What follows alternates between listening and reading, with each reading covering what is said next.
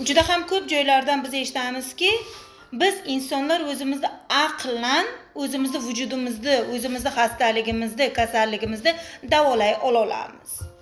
Juda ham ko'pchilik aytadiki, yo'q, bu bunday narsa bo'lishi mumkin emas, bunday narsa yo'q. Xo'p, mayli. Lekin siz o'sha gumonni bir chekkaga olib tashlab, bir marta bo'lsa ham hech bo'lmaganda shu narsani o'zingiz qilib ko'rdingizmi? Siz qilib ko'rmasdan o'sha har xil bo'lgan gaplarni gapiryapsiz. Rus tilida aytganda samovnasheniya bor. Insonda o'zida samovnasheniya bor. Shu hastaligini, kasalligini chiqarib tashlay oladi. Oddiygina oyog'imiz tayi yonib qizishganda nima deymiz? Kimdir qayergadir borib bir narsalar qilgan yoki kimdir meni g'iybat qilyapti, har xil irim-jirimga berilamiz. Lekin aslida bu oddiygina D vitamini yetishmaganlikdan-ku.